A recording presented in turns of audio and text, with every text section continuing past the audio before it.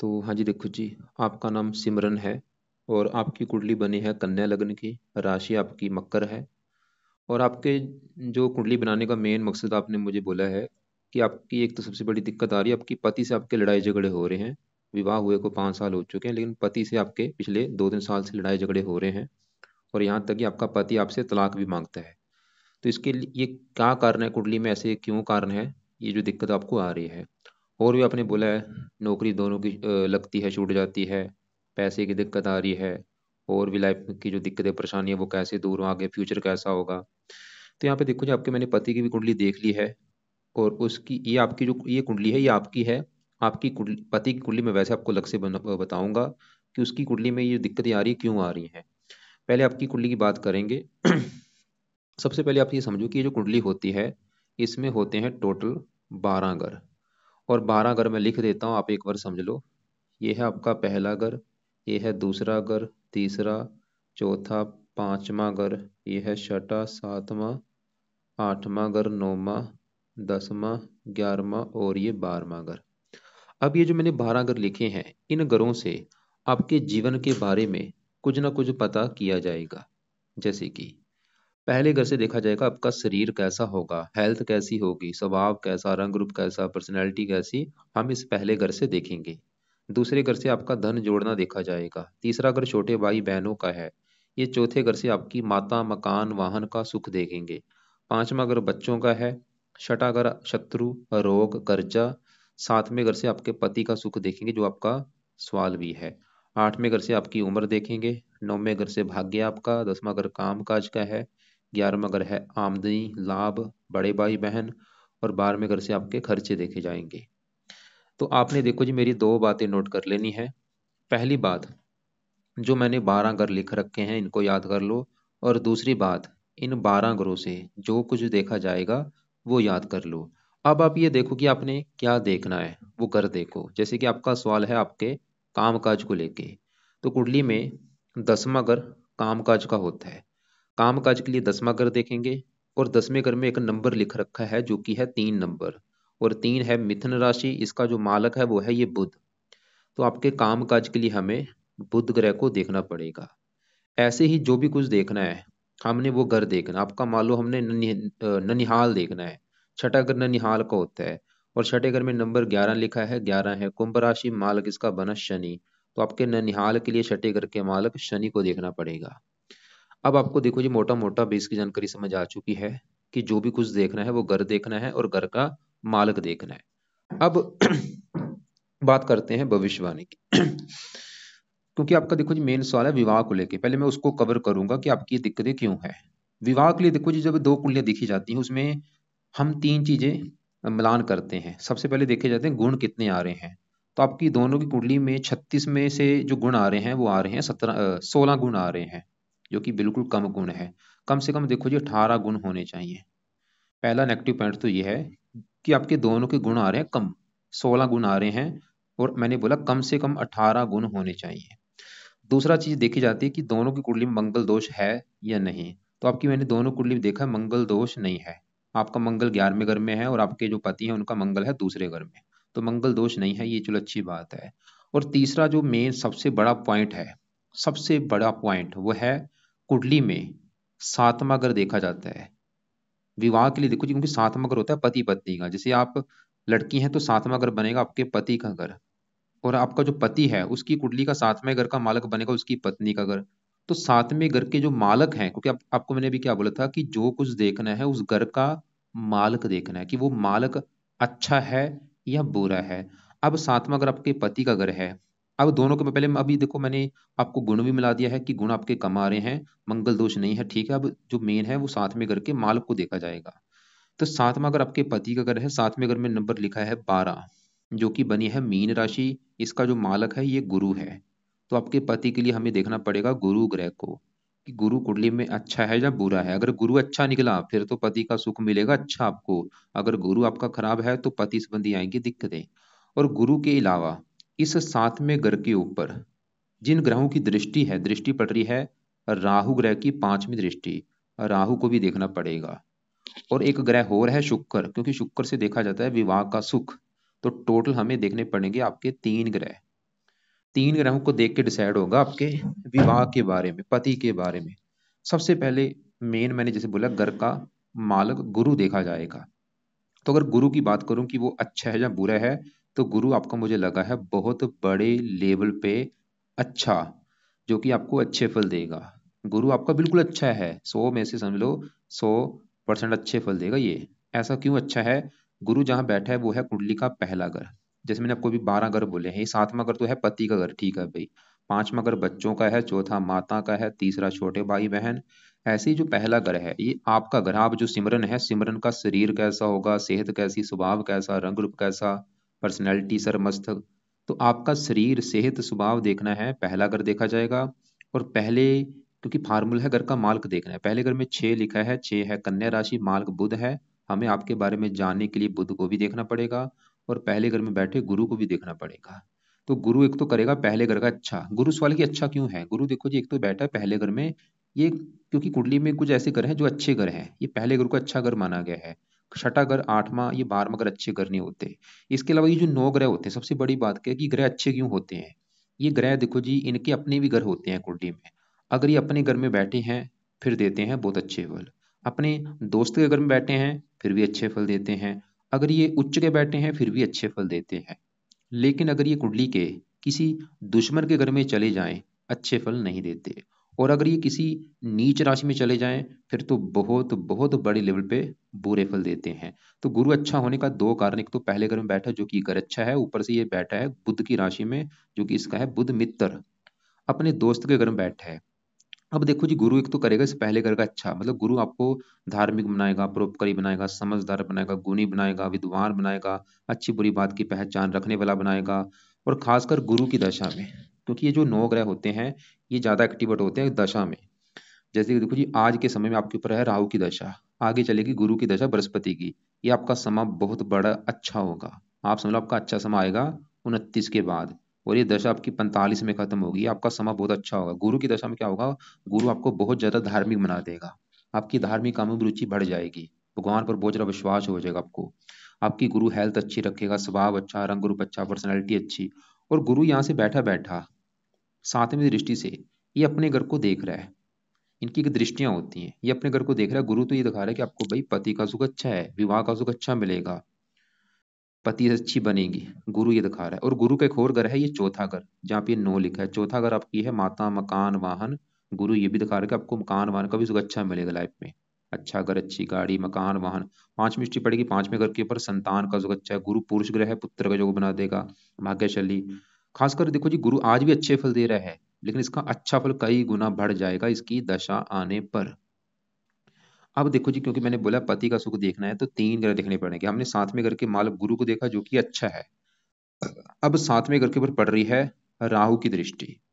और आपका जो राहु है, सवाल की वो अच्छा है या बुरा है? तो आपका जो राहु है मुझे लगा है बहुत बड़े लेवल पे खराब। पूरी कुंडली में समझ लो जो ग्रह खराब आपका है वो राहु है। आपकी कुंडली में 3 ग्रह मुझे खराब लगे हैं। राहु खराब लगा है, केतु खराब लगा है, मंगल खराब लगा है। और जो ग्रह आपके अच्छे हैं, गुरु अच्छा है बहुत ज्यादा, शुक्र अच्छा है, बुध अच्छा है, सूर्य ठीक ठाक है, चंद्रमा अच्छा है, शनि अच्छा है।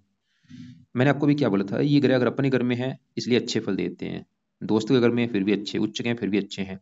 तो ये राहु केतु मंगल आपके क्यों खराब हैं? इसके कारण है कि ये तीनों ग्रह नीच के बैठे हैं। जैसे कि यहाँ पे राहु जो कि बैठा है आपका तीसरे घर में, और तीसरे घर में जो 8 लिखा है ये है वृश्चिक राशि, जो कि इस राहु की है नीच राशि। जो 8 लिखा है ये वृश्चिक राशि है। जब भी राहु वृश्चिक राशि में बैठता है तो नीच का हो जाता है। ऐसे केतु नीच का बैठा है, जो 2 लिखा है वृश्चिक राशि में नीच का होकर बैठा है। मंगल नीच का बैठा है कर्क राशि में। एक बात देखो जी और नोट कर लो, ये जो 9 ग्रह होते हैं, जैसे कि आपका राहु खराब है, मैंने बोला कि आपका राहु खराब है। राहु बुरे फल कब देगा? जब इसकी चलेगी आपके ऊपर दशा। केतु खराब है, केतु का बुरा फल आपको ज्यादा कब मिलेगा? इसकी दशा आने पर। तो ये ग्रह जो हैं ये ज्यादा एक्टिवेट कब होते हैं? जब इनकी चलती है दशा। और जो दशा होती है 2 प्रकार की होती है, एक होती है महादशा, एक अंतरदशा। महादशा बड़ी होती है जो कि आपके ऊपर आज के समय में चली हुई है राहु ग्रह की, जो कि 2011 से चली थी और ये 29 में खत्म होगी। तो हमने क्या देखा कि आपके जीवन के ऊपर जो असर है वो राहु का है। राहु की चल रही है आपके ऊपर महादशा। इसका मतलब ये है कि आपके ऊपर जो राहु का असर है वो है 80%। कि इसका 80% का मतलब आपकी जो 100 में से 80% लाइफ में जो कुछ आपके साथ हो रहा है राहु की वजह से हो रहा है। आपके जीवन में देखो जी, सुबह से लेकर रात तक आपकी लाइफ में जो भी कुछ हो रहा है, जो भी आप खा रही हैं, पी रही हैं, काम कर रही हैं, कहीं ना कहीं कारण ये राहु है। और कुछ असर आपके ऊपर शुक्र का भी है, जिसकी चली है अंतरदशा। तीसरा महीना 23 को चली थी, तीसरा महीना 26 में खत्म हो जाएगी। और एक आपके ऊपर असर कुछ शनि की साढ़े का भी है। मतलब आपके जीवन के ऊपर असर राहु की दशा का है, शुक्र की दशा और शनि की साढ़े। तो बड़ा असर क्योंकि राहु का है। मैंने क्यों बोला 100 में से 80% आपके जीवन के ऊपर असर है राहु ग्रह का। तो अगर आपका कुंडली में राहु अच्छा निकला, फिर तो आपको देगा लाइफ में अच्छे फल। अगर बुरा निकला, लाइफ में बुरे फल देगा। लेकिन नेगेटिव बात क्या है कि आपका राहु अच्छा नहीं है। दो तीन कारणों से मुझे अच्छा नहीं लगा। तो राहु देखो जी, खराब होने का जो पहला कारण कि वो तीसरे घर में जहां बैठा है वहां पे नीच का बैठा है, पहला कारण तो ये। दूसरा कारण ये सूर्य के साथ बैठा है यहाँ पे। और सूर्य राहु जब एक साथ बैठते हैं, इसे कहते हैं सूर्य ग्रहण दोष भी और पित्तर दोष भी कहते हैं। तो अब राहु बुरे फल क्या देगा? एक तो ये जो पित्तर दोष जब बनता है, ये पित्तर दोष, पित्तर तो एक होता है संपूर्ण पित्तर दोष, ये आंशिक पित्तर दोष बना है कम मात्रा वाला। इसकी वजह से भी आपको लाइफ में काफी स्ट्रगल, चिंता, भाग दौड़, परेशानियों का सामना करना पड़ेगा। और राहु सूर्य को कि पिता कार का, पिता संबंधी दिक्कतें आएंगी, सरकारी कामों में दिक्कतें, मान हानि होगी। और अब देखो जी, राहु जहाँ बैठा है तीसरे घर में, ये है आपके छोटे भाई बहनों का घर। अगर आपका कोई छोटा भाई बहन होगा, उसको लेके बहुत सारी आपको दिक्कतें आएंगी। और राहु की है 3 दृष्टियां, यहाँ से बैठा बैठा अपनी 5वीं दृष्टि से 7वें घर को देख रहा है, जो कि है पति का घर। तो राहु आपके पति से भी आपके लड़ाई झगड़े कराएगा। मतलब अगर आपकी पति से आपकी लड़ाई झगड़े हो रहे हैं, सबसे बड़ा कारण है ये राहु ग्रह, आप ये समझ लो। और 7वीं दृष्टि पड़ेगी 9वें घर के ऊपर, भाग्य की हानि करेगा। 11वीं 9वीं पड़ेगी 11वें घर के ऊपर, शत्रु राशि है। 11वें घर की हानि, 11वां घर होता है इनकम का। आपकी इनकम को लेकर दिक्कतें आएंगी, कामों में लाभ नहीं मिलेगा, इच्छाएं पूरी नहीं होने देगा। चाहे आपकी नौकरी छूट रही, जो भी आपकी दिक्कतें आ रही हैं, चाहे पति से लड़ाई झगड़े हो रहे हैं, चाहे आपकी नौकरी छूट रही है, और भी जो आपकी लाइफ में दिक्कतें, परेशानियां, मानसिक चिंता हो रही है, आपको अपमानित होना पड़ रहा है, राहु की वजह से। मैं लिख के दे सकता हूँ, बड़ा कारण है ये राहु ग्रह। तो अगर आपने राहु को सही कर लिया, आपकी हजारों दिक्कतें दूर हो जाएंगी। पति से लड़ाई झगड़े नहीं होंगे, काम काज में दिक्कतें नहीं आएंगी, भाग्य की हानि नहीं होगी। ये जो पितर दोष बना है वो खत्म होगा, पिता को लेकर दिक्कतें नहीं आएंगी, सरकारी कामों को लेकर दिक्कतें नहीं आएंगी, खर्चों से आप बचेंगी। तो क्या उपाय हैं? अब राहु के जो उपाय हैं देखो जी, इसमें से पहले नंबर पे है, 2 इसके पाठ हैं जो कि आपने पढ़ने हैं रात के समय। एक तो है राहु कवच का पाठ। ये 2 मिनट का पाठ है, रोजाना रात को पढ़ना है इसको आपने, या इसको ऑडियो लगा के सुन लिया करो। और इस पाठ को 2-3 बार आपने पढ़ना है। मतलब एक बार पढ़ लिया है, दोबारा फिर पढ़ो, फिर पढ़ो, नहीं पढ़ना आता सुन लिया करो। दूसरा उपाय, राहु स्रोत का पाठ आपने पढ़ना है। ये भी पाठ आपने पढ़ना है या इसको सुनना है। 2-3 पाठ, ये दोनों पाठ देखो जी रात को पढ़ लिया करो, चाहे इनको ऑडियो लगा के सुना करो। और तीसरा उपाय राहु का आपने करना है दान। क्या दान है वो आपको मैं वीडियो लग से भेज दूंगा कि राहु ग्रह का दान क्या होता है। और ये दान जब तक दशा है दान किया करो, चाहे रोजाना दान कर लो या हफ्ते में 3-4 दिन दान कर दिया करो। और चौथा उपाय राहु को सही करने के लिए आपको कुछ देवी देवताओं का सहारा लेना पड़ेगा, जिसमें से सबसे पहले नंबर पे है शिव जी। शिव जी की पूजा उपासना करनी शुरू कर दो। शिव जी के रोजाना अपने मंदिर जाना है, और वहां पे मंदिर में जाके वहां पे बैठ के ओम नमः शिवाय का जाप किया करो। 10-20 मिनट बैठो वहां पे, ओम नमः शिवाय, ओम नमः शिवाय, वहां पे जाप करना है आपने।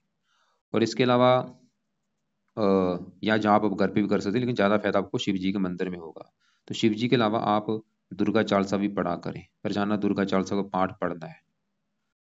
तो तो ये राहु के हो चुके हैं उपाय। और राहु ही आपका सबसे ज्यादा खराब है, उसी की चल रही दशा। देखो जी, नेगेटिव बात क्या है कि जो अगर आपका खराब है, उसकी आपके ऊपर चली हुई है दशा। आज मान लो आपके ऊपर इस गुरु की दशा होती है आज के समय में, तो आपका समय अच्छा होना था, कोई पति से लड़ाई झगड़े ना होते आपके। लेकिन दशा ही आपकी खराब ग्रह की चल रही है, तो दिक्कतें आपकी आएंगी। नीले कपड़े पहनने बंद कर दो, बल्कि नीला दान किया करो।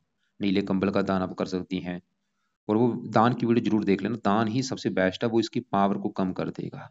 और साथ में जो सूर्य बैठा है, क्योंकि यहाँ पे मैंने बोला सूर्य ग्रहण दोष भी है, पित्तर दोष भी है, तो सूर्य के लिए क्या करना है, रोजाना सूर्य को जल दिया करो सुबह के टाइम।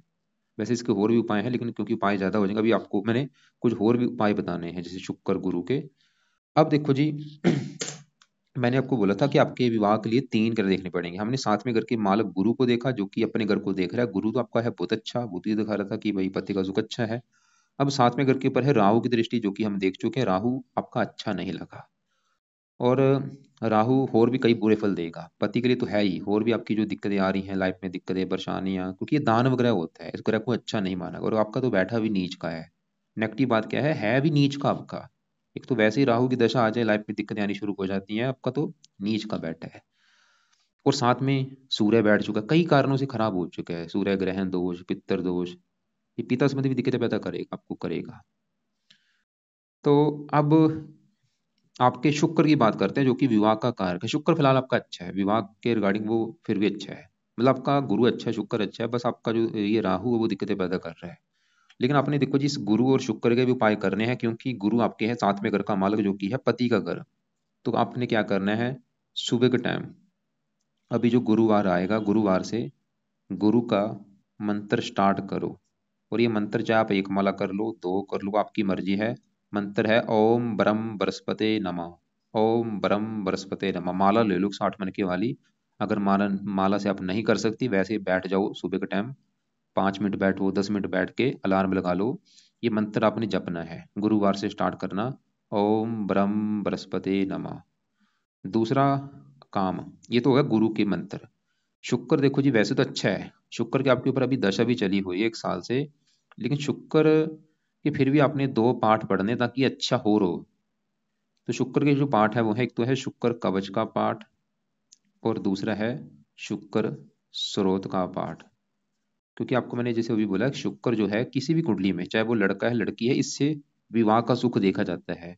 इससे अगर शुक्र कहीं ना कहीं थोड़ा बहुत खराब हो तो विवाह संबंधी थोड़ी सी दिक्कतें आ जाती हैं। वैसे तो अच्छा है, लेकिन थोड़ा सी गुरु की राशि में बैठा है, मुझे हल्का सा लग रहा है कि थोड़ा सा आपको गड़बड़ दे रहा है। फिर भी ज्यादा नहीं, फिर भी इसके उपाय जरूर कर लो, ताकि जो है अगर थोड़ा बहुत बुरा फल वो कम हो जाए। तो ये है आपके सुबह के उपाय, मतलब सुबह जब उठो, और ये स्टार्ट करने गुरु का मंत्र तो आप स्टार्ट कर लो गुरुवार से। गुरुवार से स्टार्ट करके रोजाना करना है, कब तक, जब तक आपकी विवाह संबंधी दिक्कतें दूर नहीं हो जाती। और शुक्र कवच, शुक्र स्रोत के पाठ जो है ये पढ़ने हैं, पाठ आपने या सुनने हैं, ये भी सुबह के टाइम। और ये स्टार्ट करना शुक्रवार के दिन सुबह के टाइम, ये भी रोजाना पढ़ा करो, चाहे इनको सुन लिया करो, कम से कम दो दो तीन तीन पाठ इनके पढ़ने हैं या सुनने हैं। अब देखो जी, मैंने आपको बोला था आपके विवाह के लिए हमें गुण मिलान देखे जाते हैं, गुण आपके कम आ रही है, ये कनेक्टिव बात है। और दूसरी बात, मंगल दोष चलो दोनों की कुंडली में नहीं है। और जो तीसरी मैंने चीज देखी है कि सातवें घर का मार्ग देखना पड़ेगा, वो अच्छा है आपका। और लेकिन सातवें घर के ऊपर आपके राहु की दृष्टि पड़ रही है, वो आपको दिक्कतें पैदा कर रहा है। अब आपके मैं पति की कुंडली देखता हूँ, उसमें क्या देखना पड़ेगा, सातवें घर का मालक ही देखना पड़ेगा कि सातवें घर का मालक उसका कैसा है, और उसके ऊपर दशा किस ग्रह की चल रही है। तो यहाँ पे देखो जी, आपके जो पति की अपनी डिटेल मुझे भेजी थी आशीष। अब क्योंकि 12 घर में मैंने बोला था, विवाह के लिए सातवां घर देखा जाता है। और सातवें घर में जो नंबर लिखा है 3, 3 है मिथुन राशि, और मिथुन राशि का जो मालक है वो है बुध। तो हमें इस लड़के के बुध को देखना पड़ेगा कि बुध कुंडली में अच्छा है या बुरा है। तो सातवें घर में 3 लिखा, मालक बुध यहाँ पे बैठा है इस चौथे घर में। और बुध चौथे घर में यहाँ पे जो 12 लिख रखा है, ये है मीन राशि, जो कि बुध की है नीच राशि, जो कि एक बहुत बड़ी नेगेटिव बात है। मैंने आपको पहले ही बोला है, घर का जो मालक अगर अच्छा है, सातवें घर का, विवाह का सुख अच्छा मिलता है। सातवें घर का मालक अच्छा ना हो तो विवाह में दिक्कतें आती हैं। तो इस लड़के के सातवें घर का मालक बुध भाई नीच का बैठा है यहाँ पे चौथे घर में, जिसकी वजह से बुध इस लड़के को विवाह संबंधी दिक्कतें पैदा करेगा।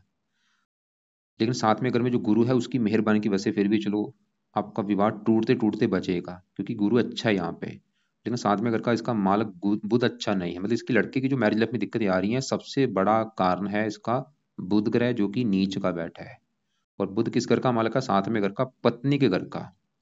बाकी देखो जी, दशा होती है दशा, और दशा इसकी चल रही है राहु ग्रह की, 13 से चली है 31 में, इसकी भी राहु की दशा चल रही है। और दूसरी नेगेटिव बात क्या है कि इसकी छोटी दशा केतु की चल रही है। ये दोनों पापी ग्रह होते हैं, और ये जो समा होता है ये समा अच्छा नहीं होता। तो बड़ी दशा तो राहु की जो 13 से चली वो तो 31 में खत्म हो गई, अभी काफी लंबी। लेकिन छोटी दशा जो केतु की है वो 8वें महीने 23 को चली है, और ये भी 8वां महीना 24 में खत्म हो जाएगी। और 8वां महीना 24 के बाद चलेगी शुक्र की दशा। इसमें काफी आपको राहत मिलेगी। आपने जो बोला है ना कि आपका पति आपसे बोल रहा है कि तलाक लेना है, उसका भी कसूर नहीं है, उससे ग्रह ये फोर्स करवा रहे हैं। तो उसके ऊपर अभी शुक्र की जो छोटी दशा चलेगी 8वां महीना 24 के बाद, काफी आपको राहत मिलेगी, लेकिन बड़ी राहत नहीं मिलेगी, फिर भी थोड़ी सी राहत मिलेगी। क्योंकि दोनों पापी ग्रह हैं, अभी केतु की चलो दशा खत्म हो जाएगी अगले महीने में। लेकिन सवाल है कि इस लड़के के लिए क्या किया जाए, ताकि ये जो फोर्स कर रहा है, जो दिक्कतें आ रही हैं, क्योंकि इसका भी देखो जी कुंडली में जो एक ये राहु की दशा है, ये बैठा है यहाँ पे दूसरे घर में, धन के घर में, धन की हानि करेगा। साथ में शुक्र बैठा है, लंपट योग बना है, मंगल बैठा है, अंगारक दोष बना है, शनि बैठा है, मतलब राहु ही दिक्कतें पैदा कर रहा है। और एक नेगेटिव बात क्या है कि इसका जो राहु और केतु है, ये काल सर्प दोष लेके बैठे हैं। ये इधर वाला हिस्सा देखो खाली पड़ा है, राहु यहाँ पे है, केतु यहाँ पे है, ये 9वां घर खाली है, 10वां घर खाली, 11वां 12वां घर खाली। ये काल सर्प दोष बनने की वजह से इस लड़के को लाइफ में दिक्कतें आ रही हैं। तो इसको देखो जी, अगर ये लड़का आपका जो है, आपका पति, अगर तो ये पाठ पूजा कर सकता है, तो इसको मैं खुद को पाठ बता दूंगा कि क्या पाठ करने हैं। अगर आपको लगता है कि आपका पति इन चीज़ों में विश्वास नहीं करता, तो आपको ही ये उपाय करने पड़ेंगे।